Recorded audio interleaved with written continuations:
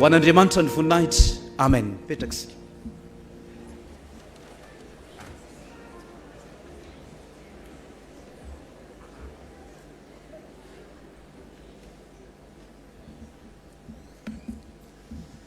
Sitrany izany tenin'andriamanitra izany ry avo andeha hiaraka hitsangatsika ka hiaraka nantanteraka ny ranom-bavaka fotoana hitorantsika mibavaka ny fiangonana, hitorantsika mibavaka ny fikambanana, ny fianakaviana, ny tanindrazana. Misy olo tenantsika mpanazava sy teto Madagasikara mitarika antsika fanantanterahana izany.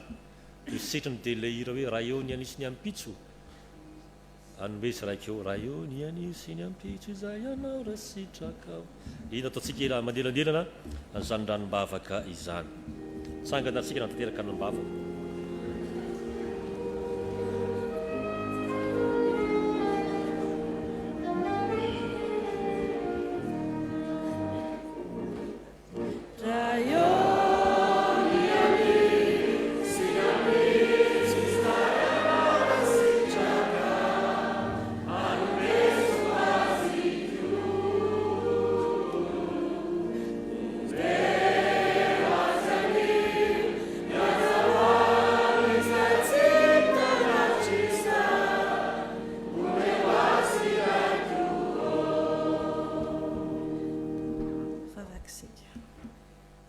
Misaotra anao noho ny fitiavana natolotra ao anay androany, misaotra anao noho ny fotoana nomenao anay androany. Ankehitriny Jesosy dia miondrika eto anatrehanao izahay, mivavaka aminao noho ny fiangonanay.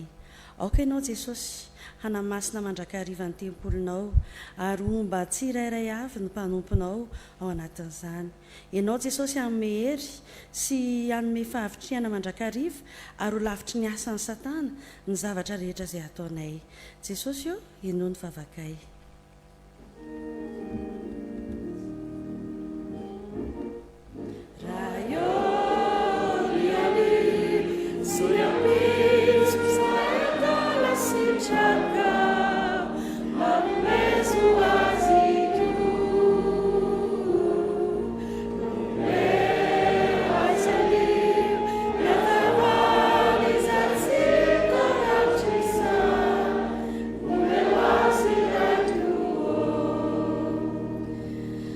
Ankehitriny Jesosy dia mbola miondrika eto anatrehanao indray izahay, miantso anao hijery ny fikambanana aminay.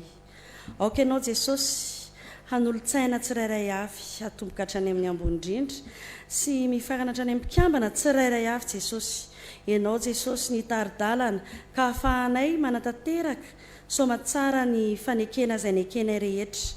Aoka ianao Jesosy, ny fanainao masina hirotsaka aminay tsirairay avy ahafahana manatanteraka sy mamita ireo rehetra izay nekenay.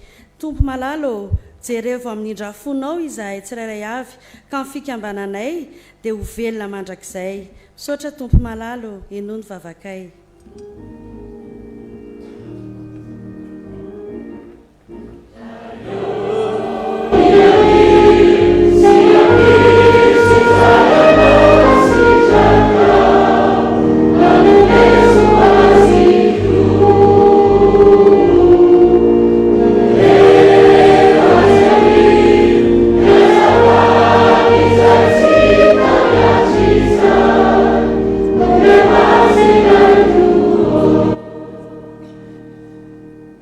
Mitondram-bavaka ny fianakaviana izahay Andriamanitra rainay io, satria tsy miafina aminao fa eo anivo ny fianakaviana dia isan'ny mpanohana voalohany amin'izao andraikitra omenao anay amin'ny fanabeazana anatin'ity skotisma mpanazava sy ty leto Madagasikara.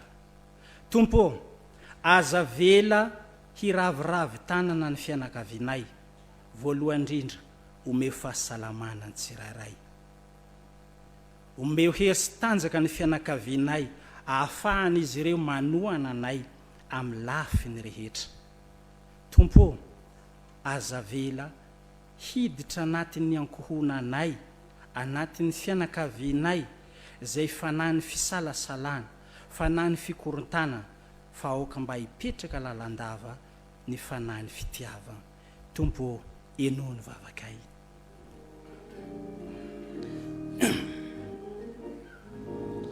Yo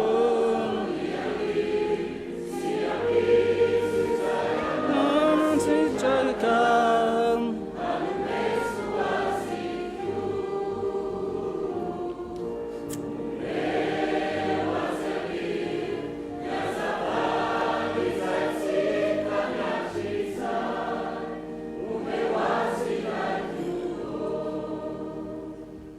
mitondram-bavaka ny tanindrazana izahay anao zagnahary babanay andangitry agny mitsinjo zahay zanak'olombelogno indrindra fa eto Madagasikara tsy miafigna aminao ny raha mahazo zahay mikorontagna ambony ambany misalaotaka misavorovoro satria tsy mahay mihaino izahay tsy mahay mifampiaino izahay ary indraindray rayo magnilikiliky ologno magnambanimbany ologno magnabotrobotry ologno mangataka zahay anao managna fahefagna andangitry agny managna fahefagna ambony tany eto ologno namboarinao zahay zagnahary amaizy fahendriagna amaizy fahaizagna amaizy sofigny mahay miheno ary magnatanteraka ny sitraponao maro ny raha tianay angatahigna amin'ny firenena malala anay ity zay natokagna anao amin'ny nosy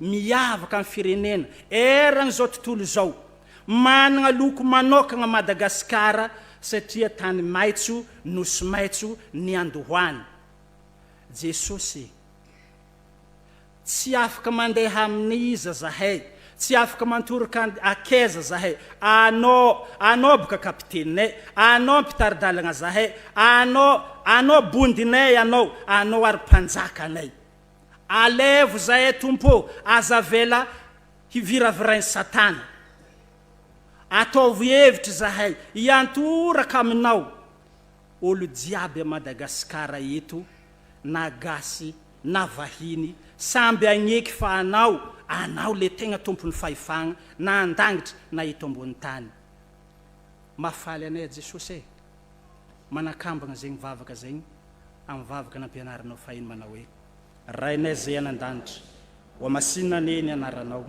ho tonga neny fanjakanao atao aneny sitraponao ety an-tany tahaka neny andanitra meo anay aniny anina sahazo ho anay ary manelokay tahaka ny nameranay zay meloka taminay aza mitondra anay amin'ny fakapanay manafahanay amin'ny ratsy anao ny fanjakana sy ny hery ary ny fanahitry mandrakizay amen.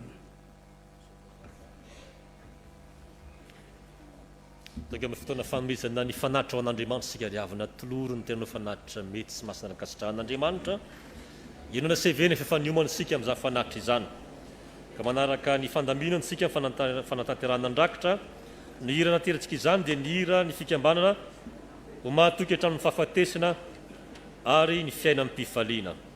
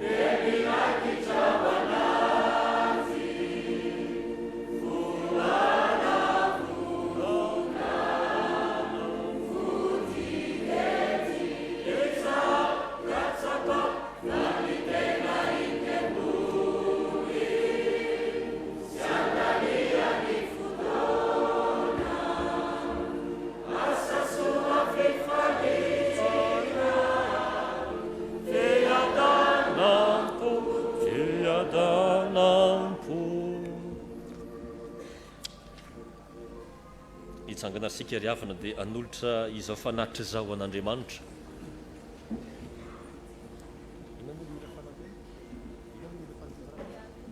Iratsika le irin'ny tompony arena mifandolana izao rakitra izao ary tompoko.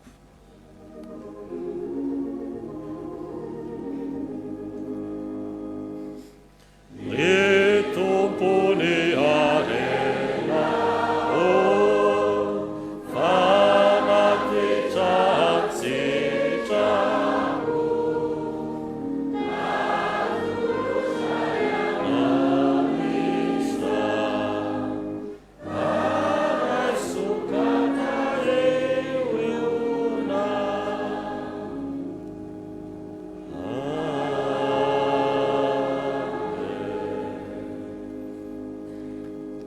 toerinatsika tompoko zao dia iroso amin'ny fanatanterahana ny raharaha ny fikambana amintsika ka miantso ny tompona andraikitra amin'ny fanatanterahana sy ny fanokafana izany androso etanoloana anatanteraka izany ahy.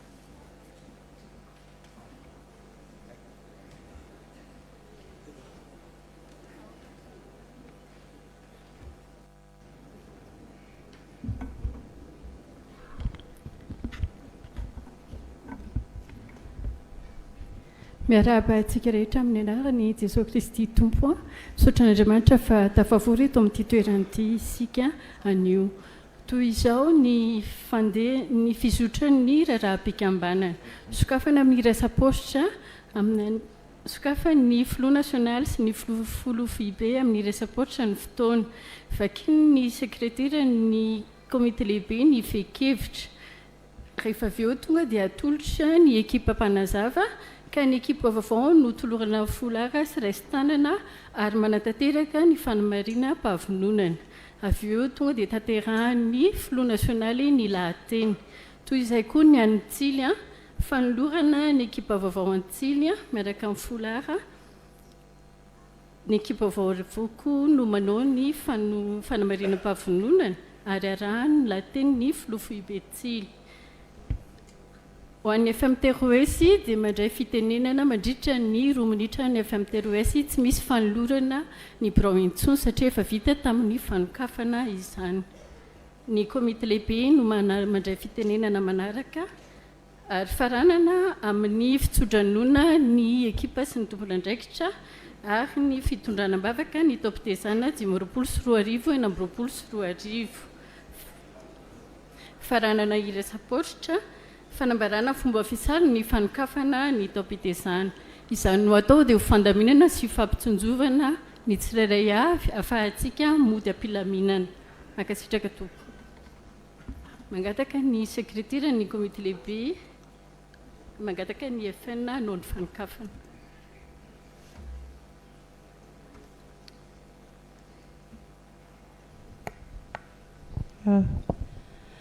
Manasa antsika mpikambana rehetra manao fanamiana ara-dalàna hitsangana.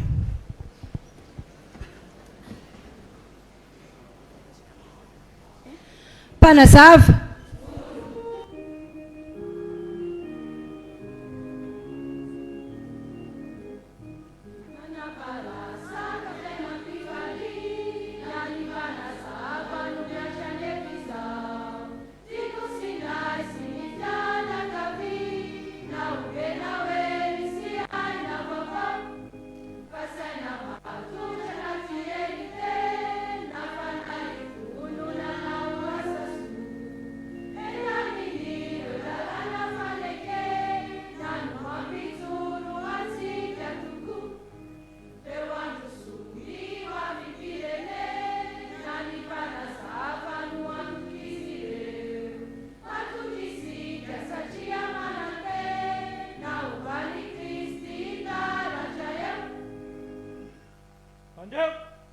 Amen.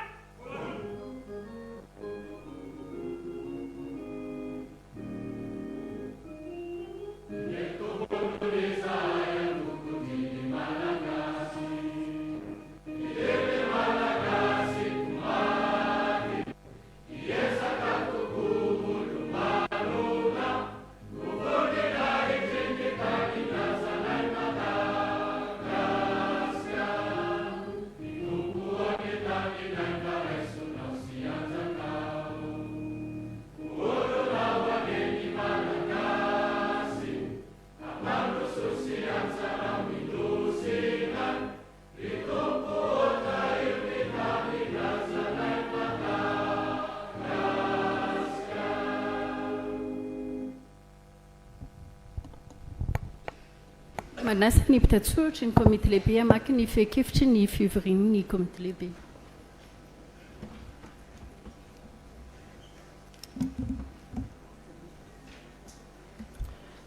miarabantsika amina rano tompo mandrakariva ry havana ary satria moa isa-taona araka ny faretan'ny fitsipika no manteraka ny fivoriny ny komity lehibe ny fikambanana mpanazava sy leto Madagasikara dia indro vakina amintsika izany fekevitra vokatry ny fivorin'ny komity lehibe ny mpanazava sy leto Madagasikara izany.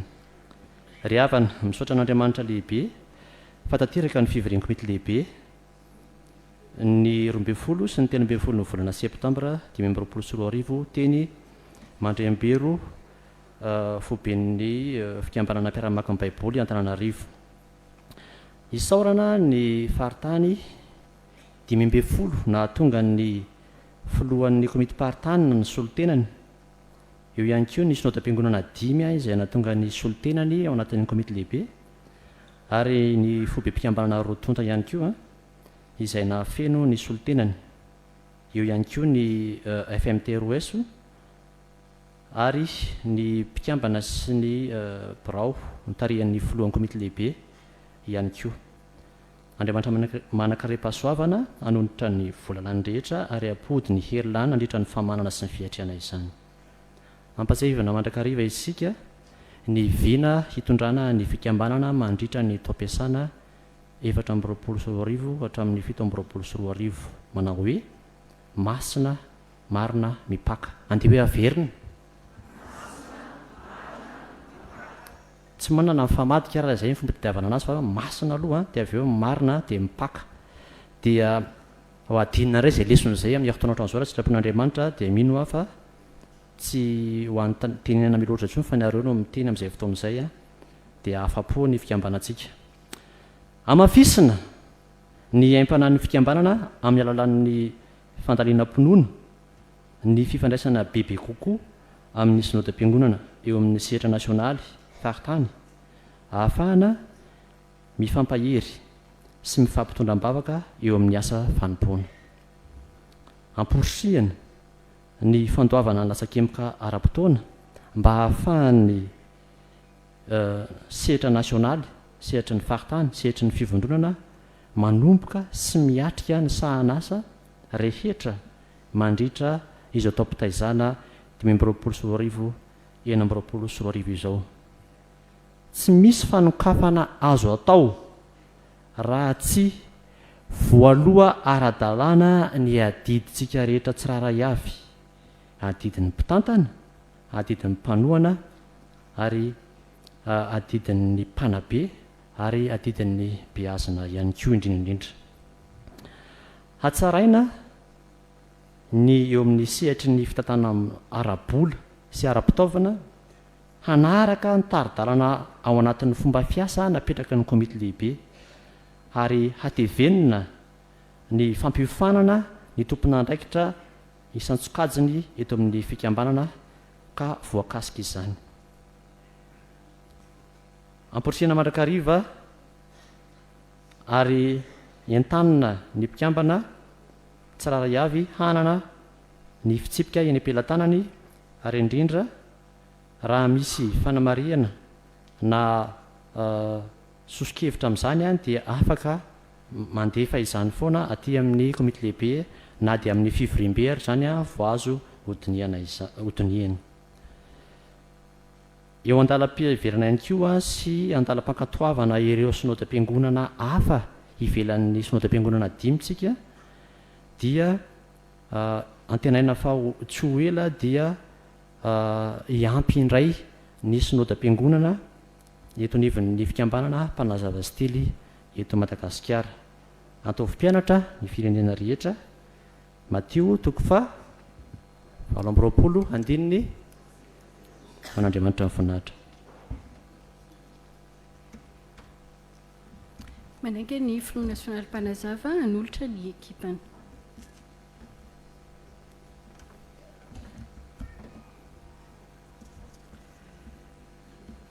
Dia mbola hafaly miarabantsika amin'ny anaran'ny tompo. Misaotra an'Andriamanitra lehibe noho ny fandaminany ka afaka indray isika manokatra ny fotoana androany. ho an'ny mpanazava eto madagasikara dia misy ny ireto no mandrafitra ny ekipa ao a misy ny mpanolotsaina dia ireo filo nasionaly mifandimby a miampy ny filo teo aloha ny tantana ny région afrika dia misy ny voamera anankiraiky amby folo asaiko hitsangana ny filom-boamera tsirairay avy voamera amin'ny ampanahy misy an'ny pasteur voropotsy fanabeazana misy an'ny sandy amiadidy alantsiny fananao mission any ivelany fanofanana fansasa mahatsangy fampivelarana ny olon-dehibe vonitsira mahefa fampivelarana ny tanora voara mitoso tsy afaka noho ny eo ambanin'ny tranony zareo misy ny kao miaramila dia tsy afaka mihetsika fihizina misy any voropotsy mijoro fifandraisana iraisam-pirenena misy any tsiotry mikofoko fifandraisana misy any toala matsilo izay misolo tena mpanazava eto madagasikara any sangam fitantanana sy fandraharana iadamina amin'ny parika fampandrosoana misy ny faningo malako fanarana sy fanjoina i fony mikoja ary misy ny tompony andraikitra amin'ny fandarana matianina i faingoky mive ny filo nasionaly mpanampy moa voropotsy mijoro sy kapela matsilo misaotra anareo ireto avy ny département tao anatin'izay ary hitantsika eny amin'ny fafana ny sary département tany ampanahy asaina hitsangana ianareo département tany fanabeazana asaina hitsangana any ampanahy ny fanabeazana ny fanofanana fampivelarana ny olon-dehibe fihizina fifandraisana iraisam-pirenena fihizina ilay mahaizin'ny mpanazava ny tena hoe inona marina olo ilay mpanazava dia ao amin'ny fihizina no miandraikitra an'izay eniko kelinareo me hoe inona ary izany fifandraisana ato anatiny fitantanana sy fandraharahana fampandrosoana fanarana sy fanjoina mankasitraka ireto indray ary a ny ekipa vaovao a izay noraisina tamin'ity taona ity nanolotra any rahaoely ary manana tsiry aina natomenja mandalina ny synodam-piangonana anglikana asainy se androso aty anoloana ira maripotitra kopaly maharitra eoke marandra dia asaiko ny filom-boamera anolotra ny folara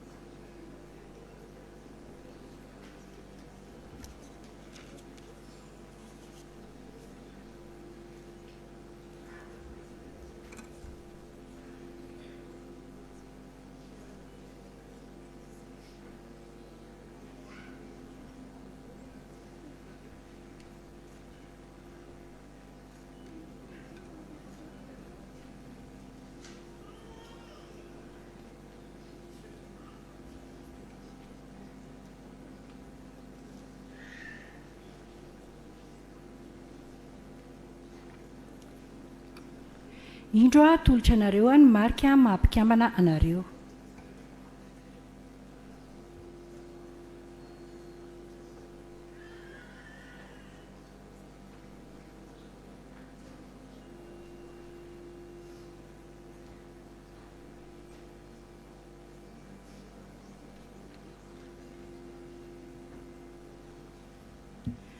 manasa anareo ary hitodika aty amin'ny altara anao ny fanehoam-pavinonana dia asaina isika fiangonana rehetra hitsangana mandritra fanehoam-pavinonana isika rehetra izay efa navita izany a dia amerina izany ao am-potsika amin'izao andraikitra mampiraidiay be mpanazava eto Madagasikara izao ary noho ny fahasoavan'i Jesosy Kristy izay avoazana isan'andro ato anaty dia maneo ampahibe maso ny fahavinonako anompo azy amin'ny alalan'izao andraikitra izao ka hitandro ny aza ny fikambanana sy ny fifankatiavana skoto hiasa amin'ny kizy-po sy ampandretretena hiezaka amin'ny fibeazan-teny sy ny fanofananteny ary azoto am-piofana sy hiofana trano arak'izay fandaminany fikambanana amelanja sy toerana ny mafibe ahy eo amin'ny fiainako ka ametraka ao anatin'ny fandaham-piainako fitaovana anatanterahako ny andraikitra anompo amin'ny fitiavana ary voninandany sy olani'ny fikambanana Andriamanitra izay tompony aho sy mpanairakay ane anampy sy anymehery anatanterah izany azo mipetraka amin'ny fiangonana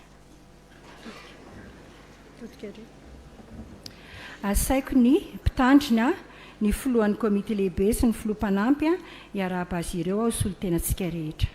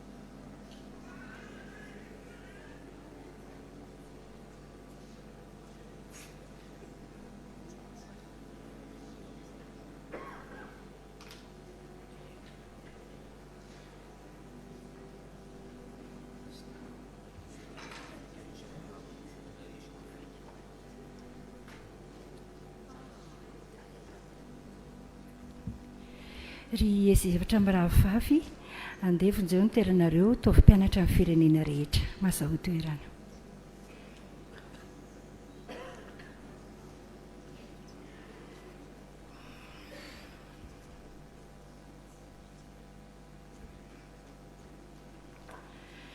ny mbola misaotra an'Andriamanitra lehibe izahay noho ny fitantanany ka nahavitany soamantsara ny taona 2024 izay nofarananay tamin'ny fionan'ny tanora tafasiry nasionaly fionan'ny filoha ary fionan'ny vondron'ny mpampiofana izay niainanay ny loha hevitra hoe iray mifaka ankehitriny dia mandiha ny taona vaovao indray dia ny taona 2024 2024 ny loha hevitra ho mpanjina amin'izany dia ny hoe mitombo ao amin'ny Efesiana 2:2 ao aminy ireo fetandravitra rehetra mitombo tsara ho tempolo masina ao amin'ny tompo fikambanana mpanazava mijoro ho vavolombelon'i Jesosy Kristy ka ampitombo ny aimpanahany mpikambana ao aminy amin'ny famakiana ny tenin'Andriamanitra sy fiainana izany ary koa fiainana vavaka mitombo amin'ny fahaiza-manao ara-panabeazana mba hampivelatra ny maha-izy azy ny tsirairay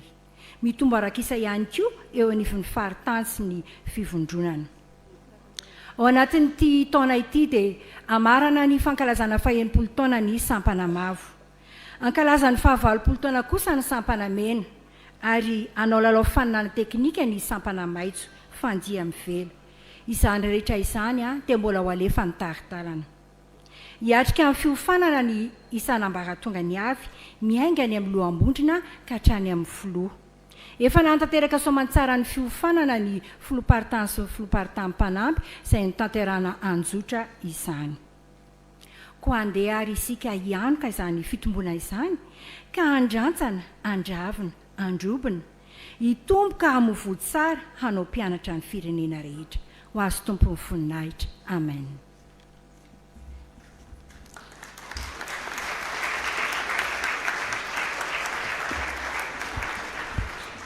antsy finampitiavana ny filoha Betily anolotra ny ekipany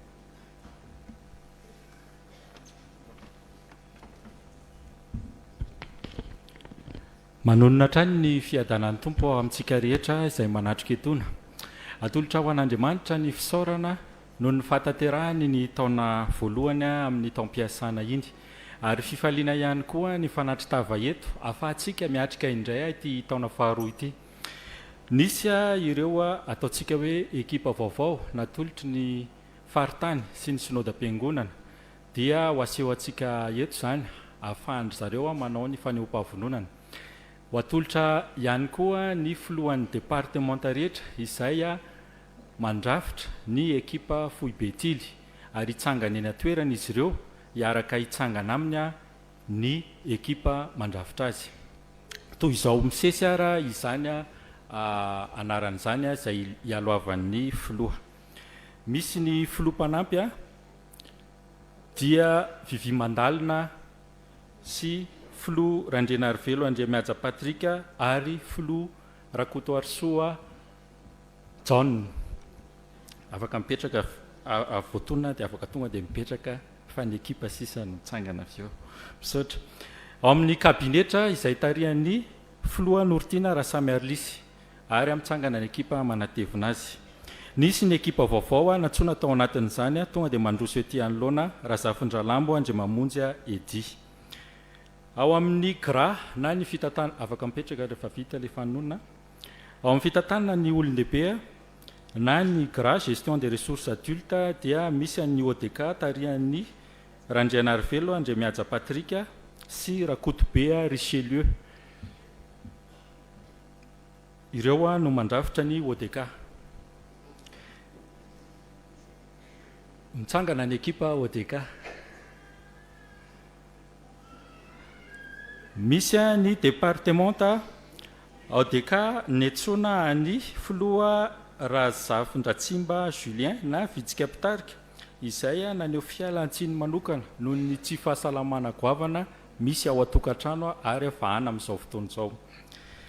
Ny departementa ny fanofanana izay tarihan'ny filoha Rakotobe Richelieu ary ireo braontarpamfana rehetra no mandrafitra izany. Hiditra avy hatrany ao amin'ny departementa ny fanabeazana izay nanendrentsika ny Tonia Rabenandrasana Faneva Maheritsoa. Ao amin'ny departementa ny fanabeazana no misy ireo komiteny tanora izay voafidy tamin'ny taona ity nandritry ny pofy ho tononona amintsika eto ho fantatritsika izy ireo nefa niparitaka any anatin'ny faritany lavitrany. Vola Soafanirolka avy any Androy Rakotiniaina Nosy Harifenitra Boeny Kilandy Miotra Analamangandrefana Ismaël Florent Christophe Atsimo Andrefana Niriela Rantoniaina Fitiavana Sarobidy Tasya Andriandraina Cherubin Innocent Anosy Randriamanjaka Mila Romulus Diana Andriamifidy Taintsoabella Matsiatra Ambony. Hiditra ao amin'ny sampanamavontsika izay tarihan'ny filoha Rasolonirina Ioly ary sy ny ekipa izay tarihan'izany. Ao anatin'izany no ny antsona ny filoha Randrianoelina Anitra Saondra na pasteur Anitra. Ny sampanamaitso kosa tarihan'ny filoha Rafetrarinanja Soavonjanahary Tsikaratony sy ny ekipany ary ny antsona ny ekipa vaovao Rakoto Joseph Irlaza na Tsipoy Mamahatra. Ny sampanamena tarihan'ny filoha Andonirina Miarovola Tainasoa miaraka amin'ny ekipany. Ny mena fifia filoha Rajoely Solobali miaraka amin'ny ekipany. Ny commission internationale misy ny filoha Rakoto Arvony Iobernala miaraka amin'ny ekipany. Somary taraiky ireo omaly tratran'ny sarotra any am-pandaminana any ry zareo amin'izao fotoana izao. Ny ao amin'ny DFH filoha Rairnirina Angelo Fulgence miaraka amin'ny ekipany DFH. Ny ao amin'ny DSF filoha Jean Arvelo Andriatsilavo filoha Boketralina presque any ambony any zareo miaraka amin'ny ekipany efa mijorojoro manao ny fampitana rehetrarehetra makasitraka anareo. Ary nisy ny ekipa vaovao natsona tao anatin'izany dia Razafimamonjy Nirsosy Eno ary Ratolo Janahary Vahoaka Malala Narsisy na Weby Mietra. Ny mafa izay tarihan'ny filoha Kiromirenty sy ny ekipany ary misy ireto ekipa reto natsona izay samy lavitra izy reto ary ny alatsiny amin'ny tsy fahatongavana. Filoha Vikoviko Mijoro pasteur Solofo filoha Rakotinirina Parfait ary filoha drakaka say. Ny departementany fandrarana sy mifamokarana ahitana ny fitariana amin'ny filoha Ravololo Malala Tiana Sendrasoa izay mbola any Maorisy miaraka amin'ny fianakaviana tsy salama. Ary nisy ekipa anankiroa natsoana any amin'ny faritra Atsimo Andrefana sy Boeny Sofia dia filoha Sarana Vory Ernestine sy filoha Razanavao Félicité Jeanne Albetricia. Ireo mitsangan'ireo ireo dia fafy ekipa. Ny DFF tarihan'ny filoha na ny departementan'ny fitatana sy fampandrosoana tarihan'ny filoha Rakoto Arsoa John Lalanirina sy ny ekipany. Ary ny antsoina manokana any filoha Farararola Farasoa sy filoha Rakotonirina Jimirique. Ao anatin'io departementany fitatana sy fampandrosoana io no misy tetikasa vaovao anomboka amin'ity taona ity dia ny tetikasa vakoka sy tahiry ary tantara izay misy pirotsaka tsitrapo iangaviako mba hitsangana eny toerana eny izy ireo ary any tanana sady atsika izay anatevina izany mba hanantona raha ohatra ka mazoto ho amin'ilay izy. Ato filoha fanindry reo efa amin'ny tsangan'ireo daholo izy rehetra. Ny mpanolontsaina ny filoha Fanje zafady mandroso aty anoloana se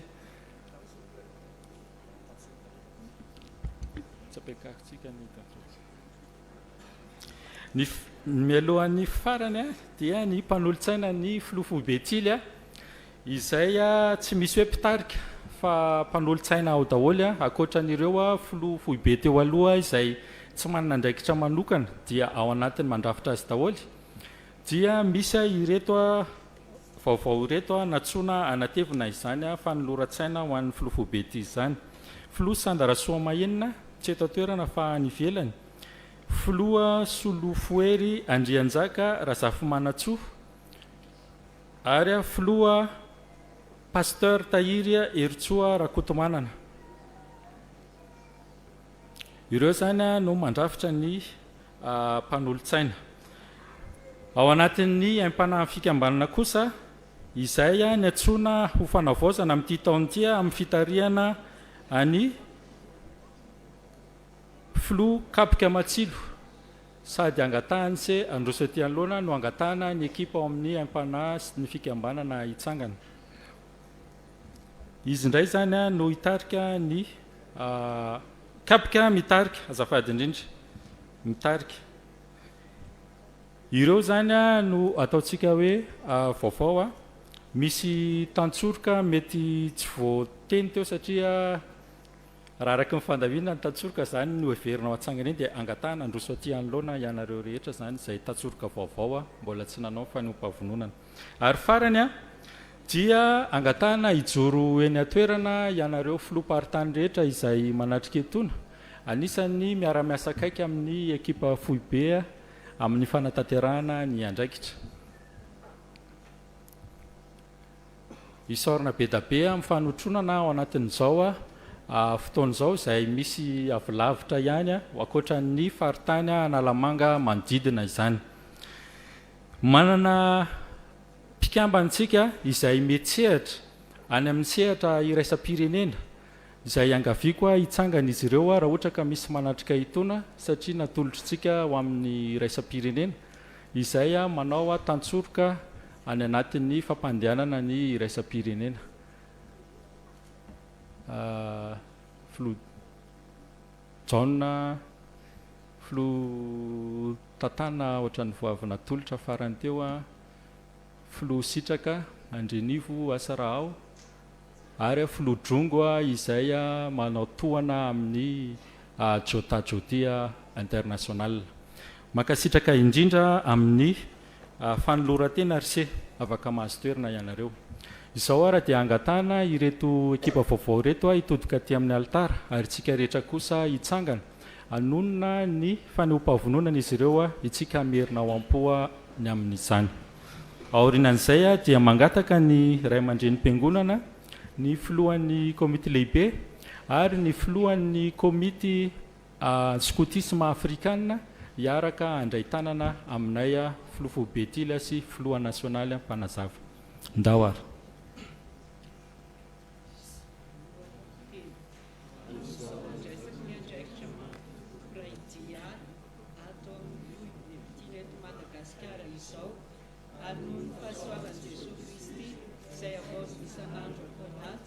dia maneho ampahabe-maso ny fahavononako anompo azy amin'ny alalan'izao andraikitra izao ka hitandro mihaja ny fikambanana sy ny fifankatiavana skoto hiasa amin'ny kitso-po sy amin'ny fanetretena hiezaka amin'ny fibeazan-tena sy ny fanofanantena ary azoto ampiofana sy hiofana hatrany araka izay fandaminan'ny fikambanana hanome lanja sy toerana ny mafilo ahy eo amin'ny fiainako ka ametraka ao anatin'ny fandaharam-piainako fotoana anatanterahako ny andraikitra anompo amin'ny fitiavana ary voninandazy lanin'ny fikambanana Andriamanitra izay tokony miantso sy mpaniraka ahy ane anampy sy anome ahy afaka mitodikitsika dia mangataka ireo ntonona anarana teo ho amin'ny fandraisan-tanana azy ireo.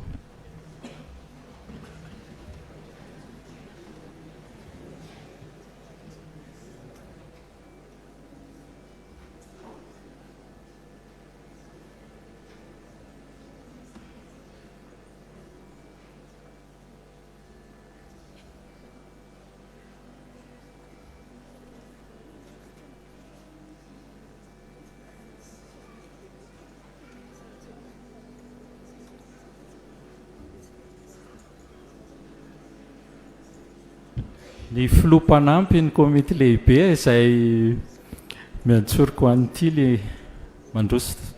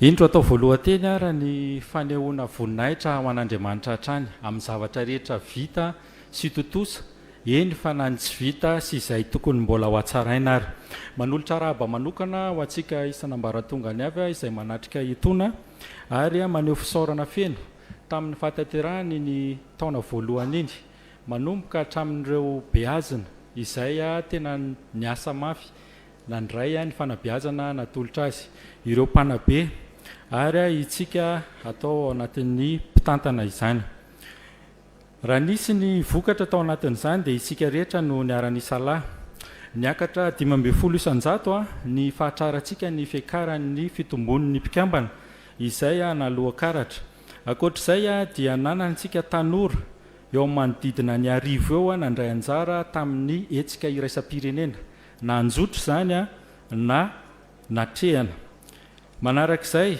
dia voafiditsika tao anatin'iny taona lasiny ny comité jeune na ireo mpanolo-tsaina tanora izay ifanampy amin'ny fananganana sy fampandehanana ary afanaraha-maso ny fanatanterahana ny fandaharan'ny tanora na ny programme des jeunes akoatr'izay dia efa nanomboka ny antsehatritsika ahafahan'ny fandaharam-panabeazana hipaka ka hahatonga ny fahatanterahana sy fandraisan'ireo fianakaviana na ny fiarahamonina ary afaka nyrefesina tamin'ny fanatrarana ny tanjona maharitra tanjon'ny fampandrosoana lovainjafy izany. Ankoatr'izay a dia voatsidikitsika daholo ny faritany rehetra ka efa voaray ireo etaeta isan-karazany izay entina anatsarana. Nakapoka izany tamin'ny fahavitany ireo fivorimbe na ho an'ny mpanabe na ny fionan'ny tarim-panofanana na ny fionan'ny filoha tily ka nafana indray hitanjonana ho amin'ity taona faharoa ity hanamafisana ireo izay efa natomboka. Ampiakatra hatrany ny isytsika ary tazona ny taha izay efa nananana. Ankoatran'izay dia hipaka misimisy kokoa amin'ireo ankoatran'ireo tanjona maharitra tanjony fampandrosoana lovainjafy dia hirotsaka kokoa ho amin'ny tontolo iainana sy ny amin'ny fandriampahalemana isika ho amin'ny fataterahana izany.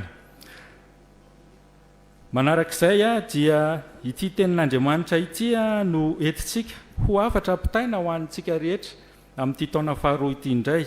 Ao amin'ny Koritianina voalohany 12:9-20. Manao izao amin'ny anaran'i Jesosy.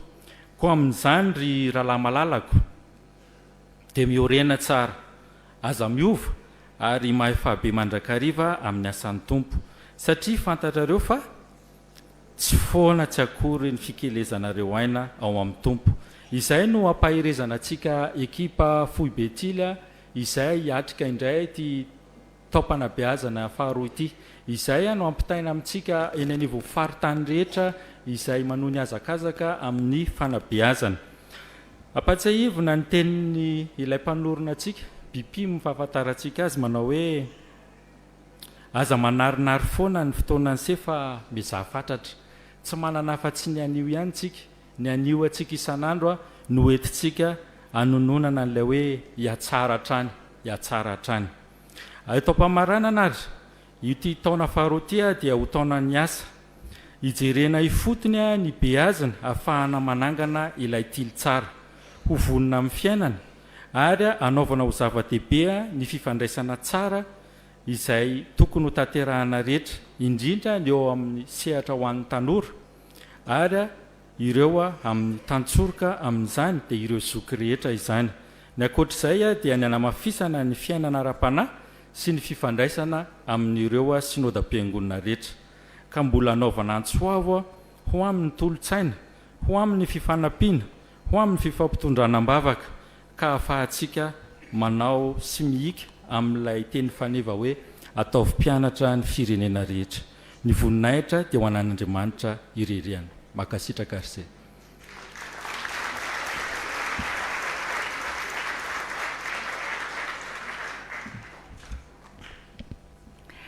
Misy ekipa tonga soamantsara eto izy avy any Fena Tomasina dia tazako izy tonga tokony atolotra mandroso Aurélie. Izy dia ao amin'ny fampivelarana ny tanora. Tsy hoaka tonga soa risiko izy raha filavitra tonga eto.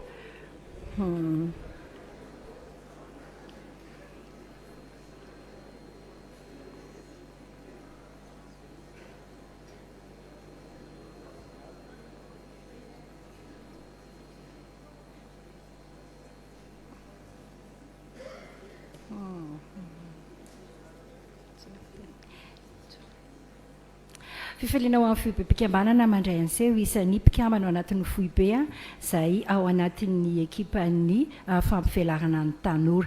Dia asaina ny birao amin'ny olotra ny folara ao amin'izany sy ny mikaratra mampikambana.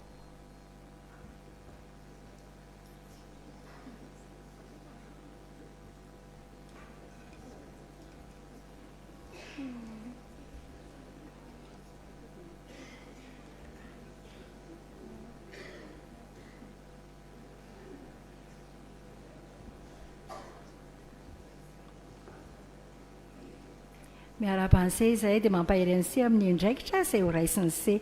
Dia asaiko ny tompon'andraikitra rehetra handray tanana azy amin'izany, mialatsina amin'ny mpitandrina mampidina indray. Dia fifaliana ihany koa miaraba ireo filoha-paritany rehetra atsangako kely hoe ianareo izay tonga eto filomparitany rehetra zay tonga eto.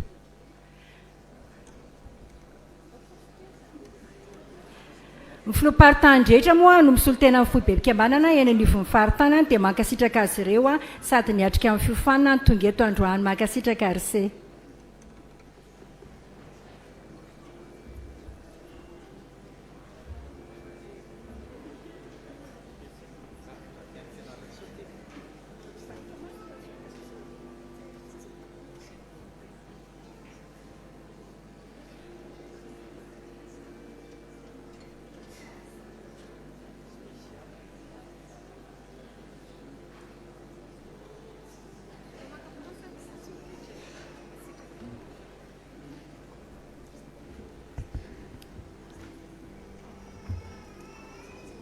Asainam-panajana ny filoha FMTROS national indray fitenenana.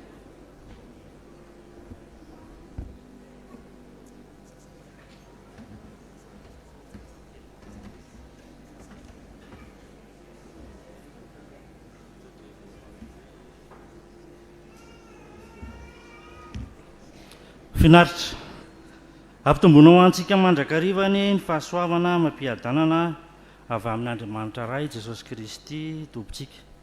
Miaraka ny tian'ny sekretera teo moa dia efa voatolotra tamin'ny heritaona ny birao isan'ambaratonga ny eo anivon'ny FMTROS ny CONA na komite nasionaly ary indrindra ireo synodam-piangonana. Ka noho izany alao izy ireo atsangatsika eo toerana ihany. Manentana atsika hitsangana. Saotra indrindra ry. Etỳ am-piandohana ny président FMTROS dia mitondra ny teny fialan-tsiny fa tsy afaka manatrika an'izao fotoana izao. Miarabantsika tratran'izany fampikafana atao mpanabeazana 520 sy 20 izao. Ny zava-kendreny FMTROS moa dia ny fanampiana ny mpikambana iaina ny fanekeny amin'ny fanompona an'Andriamanitra sy ny tanindrazana, fanamafisana ny fifankatiavana amin'ny mpikambana, fiainan'ny skotisma amin'ny andavanandro ary indrindra ny fanohanana ny asan'ny MTM. Ho antsika rafitra-panohana manokana dia reto arahany tsara ho fantatra. Tanteraka soamatsara ny fiaonam-be nankalaza an'Andriamanitra no nitsingeritaona faha-20 ny orainan'ny FMTROS tany Sambava ny 7 ka hatramin'ny 12 Aogositra lasa teo. Ny ivon'ny fankalazana moa dia ho tanterahana ny asabotsy 17 Oktobra 520 avy izao ao amin'ny FJKM Ambatonakanga amin'ny 10 ratoandro. Ary arahana sakafom-pifaliana eny amin'ny akany FLM Ambatovinaka izany ka nasanantsika tsy akanavaka indrindra sisa eto anivon'ny MTM. Koa alaohery ary ataovy mpianatra ny firenena rehetra fa ny fitiavan'i Kristy no manery anay ho an'Andriamanitra rery ny voninahitra. Tapitra ny 2 minitra tompo.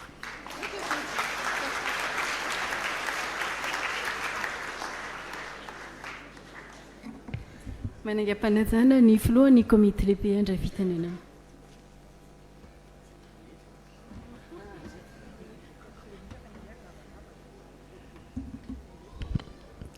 Miarabantsika rehetra amin'ny anaran'i Jesosy Kristy Tompo lohan'ny fiangonana ary lohan'ny fikambanana mpanazava stily eto Madagasikara. Mialohan'ny anaovako ny hafatra ho an'ny mpanazava stily eto Madagasikara dia mamela aho isotra. Misaotra Andriamanitra isika mazava ho azy satria vita ity fotoana ity ary tonga eto isika rehetra hiezaka anajan'ny fotoana koa. Ary misaotra ihany koa ny synodam-piangonana 5 izay miara-miasa amin'ny mpanazava stily eto Madagasikara izay voasolo tena manontolo amin'izao fotoam-bavaka izao izay tsy vitan'ny fanirahana sy fanolorana ny ekipa fotsiny fa koa vavaka ho an'ny firenentsika. Misaotra nyreo ray aman-drenin'ny Biazina, ray aman-drenin'ny Mpanabe ary ireo mpanohana izay namela ny zanany tonga aty amin'ity toerana ity na Biazina izy na Mpanabe. Misaotra ihany koa ny mpanohana ao ny FMTROS, ao ny Anjombona izay manohana mandrakariva ny mpanazava stily eto Madagasikara. Misaotra ny CIO zay tonga eto amin'ity toerany ity sanamakivaky ny aya rehetrarehetra nandritra ny teloherinandro ary dia mifanontany mandrakariva tontolo alina hoe ho atao ve sa tsy ho atao le izy satria zay ny sitrapon'andriamanitra misaotran'andriamanitra ho iaho satria zay no fandaminatsika ary misaotra ny se manaiky fandaminana izao ary no afatra ataovy mpianatra ny firenena rehetra zany moa no tondrotra nomenatsika ny komite lehibe dia nametraka mandrakariva ny vina manao hoe masina marina ary mipaka ny mpanazava ny tia eto Madagasikara zany a dia masina marina ary mipaka tokoa ny amin'ny fiarahamonina aty amintsika ny mason'izao tontolo zao amin'ny lafiny rehetra io ary lazaiko aminareo aty amintsika satria ny mpanazava zao a dia manatrika atsika eto arakotavony faniry na anjavidy matselaka zay nahavita soma tsara ny andraikitra ny tany amin'ny zone Afrika dia magnayavy asa hitsangana ary hiteka mafy zay tsika ho azy satria voninahitra eto anoloany se zafady ao fa tsy asaiko miteny se fa makasitraka ny se amin'izay vita ny se tamin'ny anaran'ny mpanazava eto Madagasikara ary indrindra ny sokoto zazavavy ary tany Afrika se dia nanao nitotra ny voninahitry ny fikambanana makasitraka ry se mahazo mipetraky se saotra indrindra ankehitriny vao teo io Ramanarivo Frank teky mandroso isika zay nomeny ny Afrika manontolo ny andraikitra mafonja dia nitarika an'izany région Afrika zany a miangavy an'se ampanajana hitsangana eto anoloana eto a raha sitraky nareo dia hiteka mafy nareo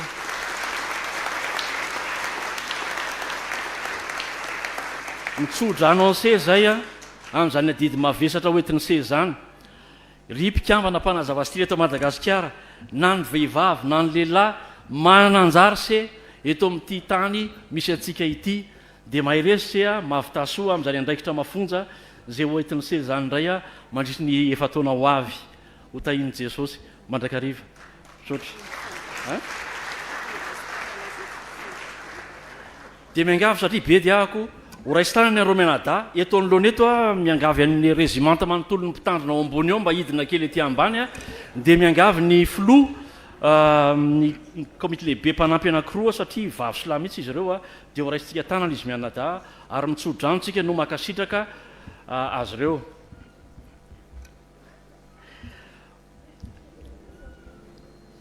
ny mpanazava zay nakalaza tokoa ny fahinipolo taonany ny vorokely a ny tily nakalaza ny fahazato taonany teo a mbola akalazavany fahasivifolo taonany a ho an'ny sampanamenina ny sampanamavo amin'ny heritaona ary mbola misy andro lehibe zay hoentiny tily eto Madagasikara nentina tany amin'ny kolôky tamin'ny heritaona nentin'ny filomy foibe tamin'ny tantana tamin'izany a le hoe vivre ensemble pour la paix io zany a dia lasa andro mahazatra tokoa miangavy ny fomity komity teo aloha komity lehibe iroso ety anoloana raha ao izy a ndray tanana anreto olona reto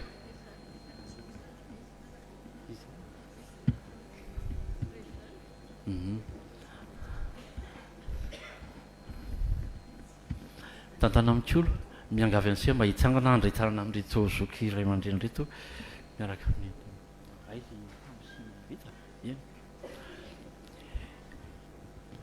zao no izy azao no eny tena fa niny olona tsy homeny anao isika malagasy dia fatra-panaja ny fihavanana reo zoky atsika ireo a andiantsika mitondra mibavaka azy a ary mitondra zay tolo-tanana sy fanohanana atsika atao a satria zava-dehibe loatra amin'ny fikambanana misy atsika no mahay manaja misaotra rysea dia mipetraka mpitiavany nareo menada mankasitraka indrindra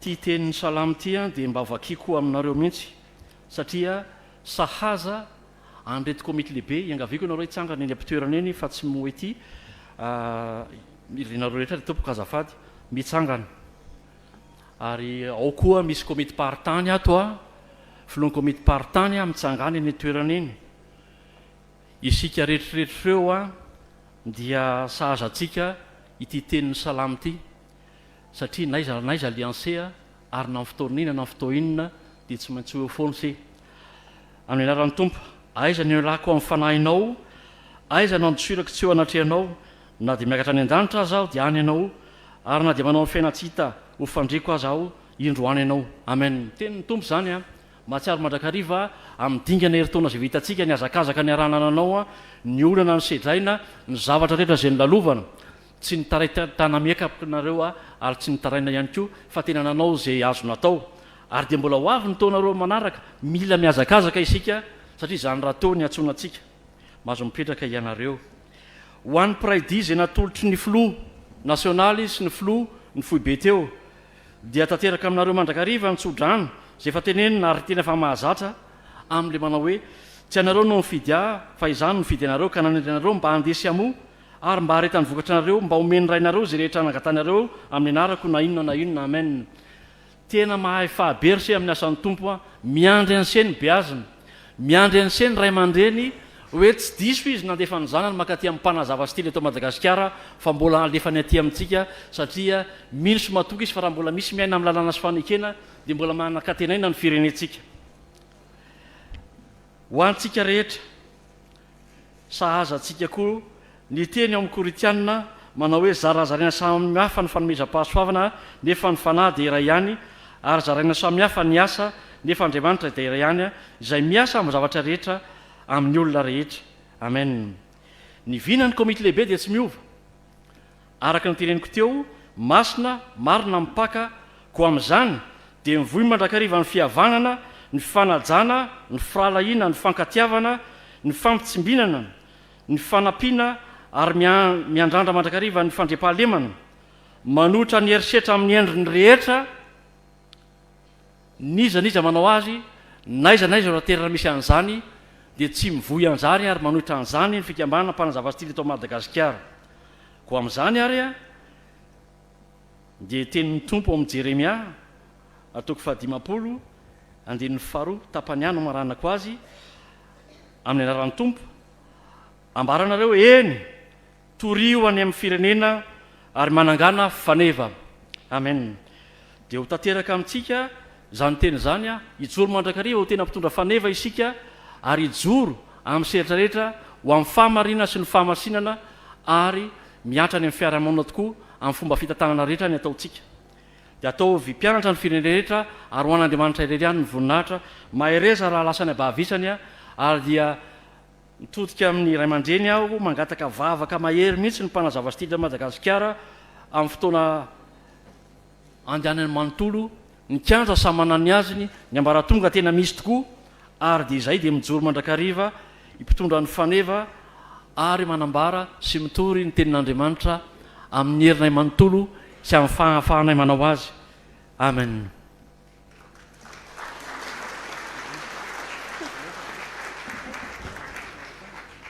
makasitraka ny mpitantana isany ambaratongany nandray fitenenana ankehitriny mangataka ny mpitandrina hitrotro ambavaka ny tompon'andraikitra rehetra sy ny taopitezana 5 4 hetsangantsika rehetra hivavaka ry havana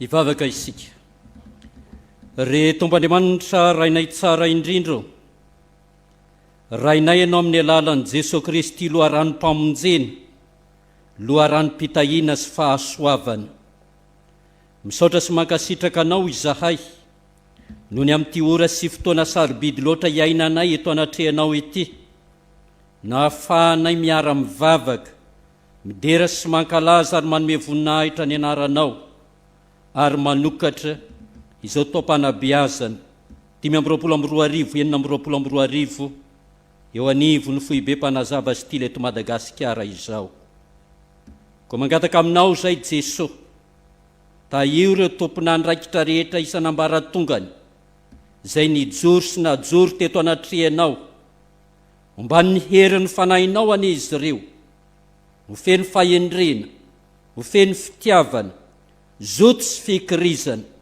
amin'izao andraikitra masina andraikitra mankadiry napetraka ao aminy hanao mpianatra ny firenena rehetra toloron-tanana mandrakariva izy ireo raha eo ary aoka ny fahasoavanao omba azy sy ny ankonany manontolo mivavaka izahay mangataka aminao ho an'ny beazina rehetra ka ny sehatra rehetra izay hikarakarany izany fanabeazana izany dia hitombony izy ireo tokoa amin'ny finoana sy ny fahalalana tsara anao Jesosy Kristy, ananany fahavinonana andray ny andraikitra sy ny adidy eo amin'ny tenany, eo amin'ny ankohonana, eo amin'ny fiangonana, eo amin'ny fiarahamonina sy ny firenena.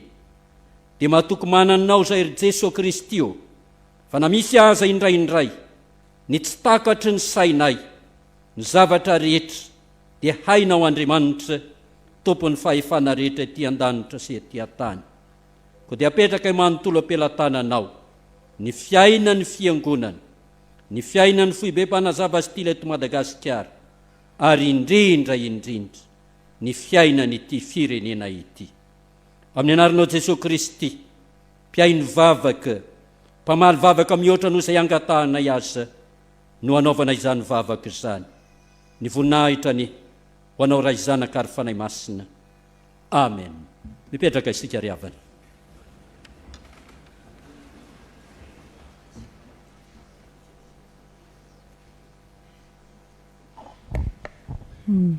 Manasa ny mpikambana rehetra manao fanamiana ara-dalàna hitsangana marina amin'ny fotoana. Mpanazava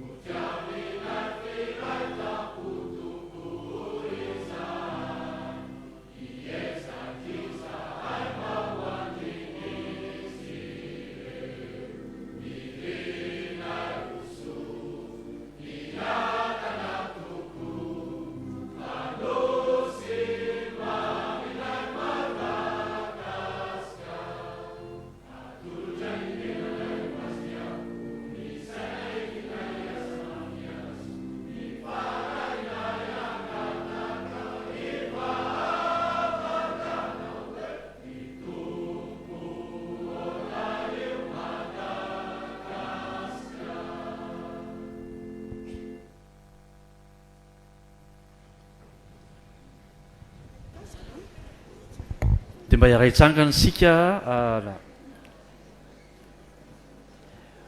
rehetra atao am-piangonana eny ho voninahitry'Andriamanitra irery ihany ataovy mpianatra ny firenena dia ambara fa misokatra amin'izao amin'ny 4 ora latsaka 10 minitra ny faha 12 volana oktobra 2024 ny tao-panabeazana 2024 420 ho voninahitry'Andriamanitra irery ihany.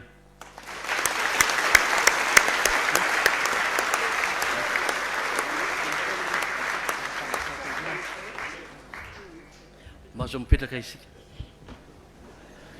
Misy ditsotsipelona zanaky ny fiangonana ny tena dia angamba zay natonga azy mialatsiny pastera misaotra ny FJK matrano vato faravohatra napetrano ny mpanavazava stily eto Madagasikara ary dia magasitraka magatelina tompoko amin'ny fampiatranona ary amin'ny entina ho an'ny fikambanana soloto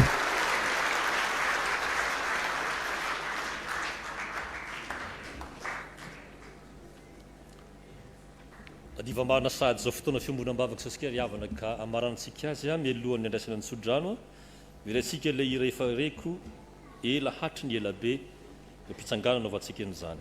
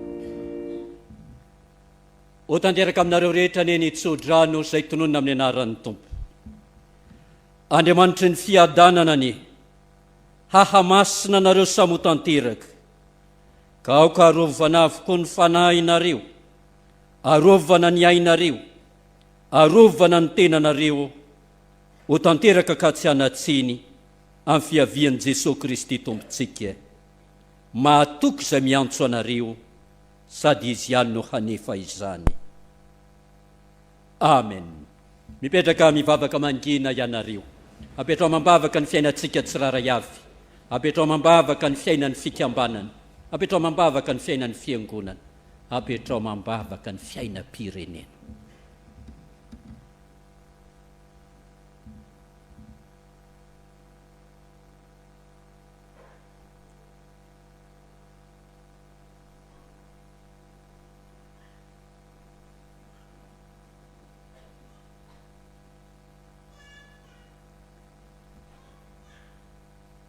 ho an'andriamanitra irerianany ny voninahitra amin'ny anaran'ny ray sy ny zanaka ary ny fanahy masina amen dia amin'ny anaran'i Jesosy Kristy lohan'ny fiangonana riavana amin'ny anaran'ny mpitandrina mivady sy ny fitsekematra mivady faravohitra no isaorana an'andriamanitra totosasomatsara zao fiaraha-mivavaka fanokafana ny taom-panabeazana 5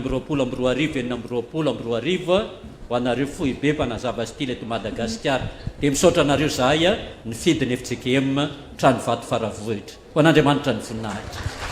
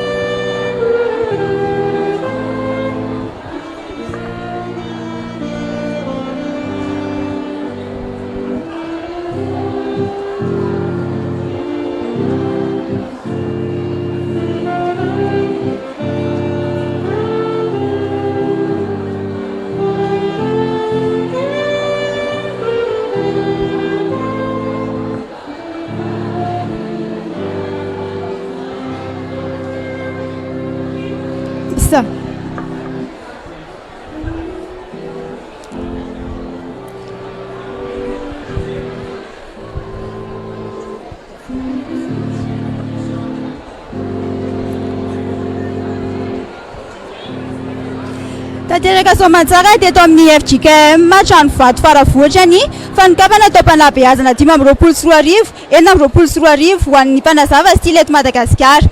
Manonona fiadana tompo am'se dia mametraka veloma mandravitafa indray. Veloma.